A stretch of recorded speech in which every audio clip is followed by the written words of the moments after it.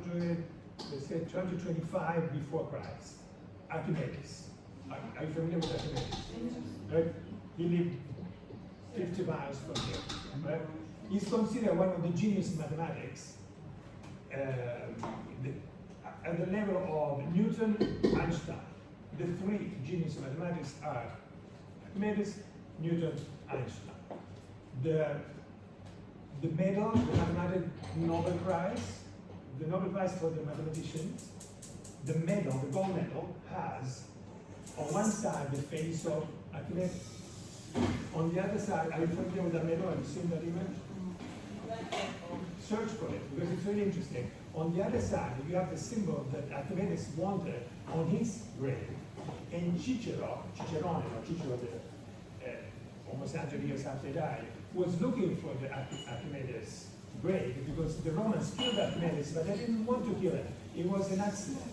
The soldier that killed Archimedes didn't know who Archimedes was. Archimedes did not follow his orders to get out of the house, and they killed him, right? But the Romans did not want to kill Archimedes. They knew who he was, they respected him, they did not want to. Marcello at the time, the general, did not want to kill him, they wanted him out. Eventually he died. So Archimedes wanted in his grave a specific symbol, which is in the Nobel Prize medal for mathematician, which is a sphere within a cylinder. Now, do you know why Archimedes is at the level of Einstein? In your view, what would you say? Why Archimedes is at that level? It's funny because we all can say why Einstein, right? We all can say why Newton, but we cannot say why Archimedes, right? And that's what is interesting. In one of these papers, let me see if I have it here or there. Here, in this one. Do you see this slide here? Look at it. It's image number 18. On this paper, image number 18.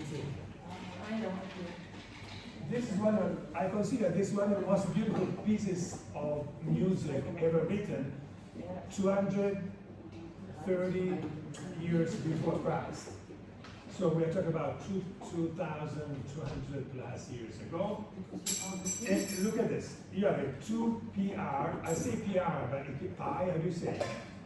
Are you familiar? P? Okay. 2PR, PR square, 4 PR square, 4/3 PR cube. Do you notice what's in there? Is that what we're thinking about now? Only mind that was thinking in those geometric, volumetric shapes could come up with these formulas, and that's Archimedes. 2PR, how did he come to the PR? 2PR. PR, you know what the number is, an infinite number, right? 3.14, blah, blah, blah, blah, infinite number. Okay. How does he do that? You have a circle, because these people were fascinated by what? Circle and spheres. Why? Because the moon and the sun, right? They were reading the world through what they saw around them. The stars, they didn't have triangular there, they were all spheres to them, right? The planets were like stars, everything was spheres. And everything moved in a circular movement around. Not only that, already Aristotle, already Alexander the Great, they all knew, these people knew for a certainty that Earth was round. We agree on this, right? There's no doubt about it. It's an old concept. For them, Aristotle, we have a letter. We know these things from letters. Letters of Archimedes to Gerone, which was the leader of Syracuse. Letter of Archimedes to Eratosthenes, who was the director of Alexandria of Egypt, the library, the newly formed library. And they were schoolmates. Archimedes went to study in Alexandria. He became friends with Eratosthenes there, and they maintained correspondence every month. They would send letters to each other, and developing their knowledge. And they say, if you can do this, and they would talk, for example, about the Ulysses, the Odyssey, and say, why these numbers in the Odyssey? Why Apollo, the oracles would say, that the Apollo's cows and animals in Sicily were untouchable, and there were 7 different tribes of animals, and each group of animals were 50 for each group. This 7, the 50, why they were counting what those numbers meant. So we read this symbolism through the writings of Archimedes. And it's interesting what comes out, because again, going back to Oracle before, Crotone, Syracuse, Athens, Athena, and Poseidon. Like Athens chooses Athena, and then they built a temple of Athena on the Acropolis.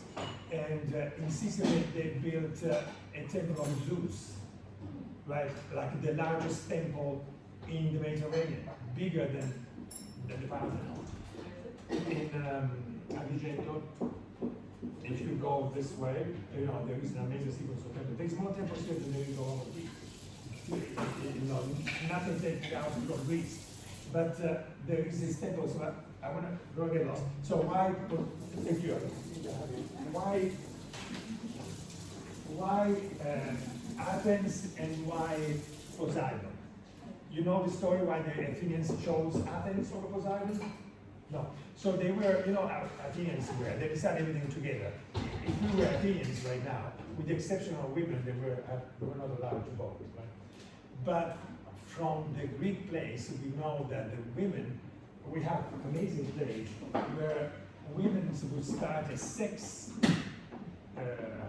strike in order to change the vote of the husbands against a war, against something they did not agree. And these plays were being performed here, not only in Syracuse, but in Palazzo Lagreda, which is halfway here, in a hill not far from here. All these plays were performed here long before Christ. So this representation of women, they will rebel and change the result of the vote, where only the men could vote in the style of Athens. We are represented here in Sicily at the same time, long before Christ. So this is what I'm trying to think. When you think of Greece, think this way. The other side of Sicily, instead, you have to think there of the Carthaginians. Are you familiar with the Carthaginians, who they are? Carthago, they are Phoenicians, they come from modern Lebanon. They are sea people, they don't settle inside, they really settle, they are merchants, they settle on the water, and they are the ones that they've actually explored all the way to the Antilles, to the Central America, and North Europe. Those were the best, they developed the best technique, sea technique, ship constructing and ability to go through the seas. The Carthaginians then eventually lost power because the Romans, they were the worst enemies of the Romans. The famous war where Archimedes dies, these are wars where the Sicilians were on the side of the Carthaginians, and we chose the wrong side. So having the Carthaginians lost, the Sicilians lost, Archimedes died, and the Romans took over. So the modern world then is the Roman world that we know more of today. The world before the Romans was a different world. The mind was different. Romans were great engineers. They could build amazing things, engineers. But the mathematics of the Ionian people, where we put the circle in the pre-Roman, they were philosophers of mathematics. The philosophy of mathematics is lost until 100 years, 150 after Jesus. We have like a gap of 250 years, 300 years where the philosophy of mathematics is kind of gone. And there is engineering, which is the Roman engineers. I got lost. Where did we go before this? We talked about, okay, here. Okay. We were saying these numbers, no? Again, it's a beautiful music to me. Let's read it together, and while we say, let's think the mind that wrote this. But not only the mind that wrote this. Archimedes was a student of people that taught him things. He was a teacher of people. There was a community around this. They were writing to each other information. This is something that in what was the college of the time, the communication of the college of the time, was a common knowledge. It was not something that one came up in a village, in a town, in a house, remained there, and then we found it out. It was a knowledge. And pre-existed and continued. There's a genius in the middle that comes up with something, like Newton, but everything is prepared by a culture around. So for example, 2PR. You have, in this 2PR, you have an infinite number, the power, which is the worst enemy For the Protone people, for the Pythagoreans, the infinite was a big problem. They would demolish their system. Pythagoras was afraid of it. Why Pythagoras is famous? You all know the Pythagoras theorem, right? What is it? A triangle, right? You have a triangle, and the triangle, if you build a square on the hypotenuse on the, okay, this is the triangle, right? So we see that Pythagoras invented this, but this of course existed before. It becomes manifesting, it's called after Pythagoras. Again, this is the way Pythagoras was seeing the world. When he was being received by a leader of the town, and he was, the students would write these things, and they were standing outside and looking at the floor. They would look at the floor and see the shape of the tiles on the floor, what that meant and how that worked in their mathematics, geometric mathematics. So if you have this, a square that you build here, right? A square you build here, and the square you build here. This plus this equals this square, right? But it's not just that. You can build here a semicircle, a semicircle, a semicircle. This semicircle is the sum of these two. Not only. You can build a cube, and a cube. That cube is the sum of this cube plus the other cube. You see how far advanced their thinking is, and away from the way we were trained. We went to school, they taught us Euclid, the theorem of Pythagoras. They never taught us that this could have been a cube. Am I right? Yeah. They taught us how to think in terms of a flat plane, a flat surface. But again, 200 plus years before Christ, these people said we're thinking differently. The surface, the sphere, when Archimedes put a sphere inside a cylinder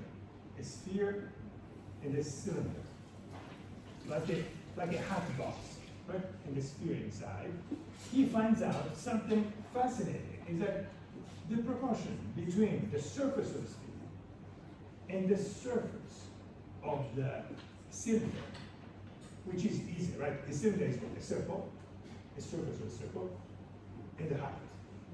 This sphere, it gives us the formula, how to find it. How do you find in the sphere the surface of the sphere? 4 pi r squared, right? He had all the elements to find the two bottoms, the two surfaces, and he finds that the relationship is between 2 and 3. Why 2 and 3 is important? 2/3. And that's why he wanted in his brain that number. The 2/3 are the 2/3 of Pythagoras, the 2/3 of music. If I play in music, for example, in unison, if I play, let's say, do, do, that's the same sound, right? It's 1. Perfect. This is an arch of an octave. This relationship is 1 to 2. Do you know why? No. If I have a string, right, a guitar, maybe a guitar. Think of a guitar string, and then you put your finger in the middle of the string, half, 1 to 2, 1/2. Put a finger, and I pluck one of the two sides. I obtain the octave. So this is the full string. Half string gives me that. Right? So the relationship of 1 to half gives me an octave in music. Right? Another important sound. This is consonants. And for them, the consonants was very important. For example, these are, again, are stories that the students of Pythagoras were writing, and people have been telling stories and writing stories. So we're not talking about history mathematical precise. We're talking about knowledge that was transmitted, like the Odyssey, like the Iliad, was transmitted stories right now. Apparently, they were walking, like a group of people like we are here, and we're walking in Crotone, and we all are vegetarians. I didn't tell you this before. Poseidon, Athens, and we go back there, remember this thing about being vegetarian. So we are vegetarians, but not only we're vegetarians, we don't want to wear clothes made with animal skin, right? And so our clothes are made what? With vegetables, with grain. Who does that? Who regenerates that? Leonardo da Vinci is famous for having made clothes with Pacioli, his mathematician friend, with seeds. Right? Because they want to be vegetarians not only in eating, but vegetarians also in feeling their body. So did I say that? 2, 3. So we are the octaves, the fifth. So we're talking about the consonants. So you're walking with Pythagoras, and you hear at the time, it was very common the hammering to make a sword, when they were walking metals.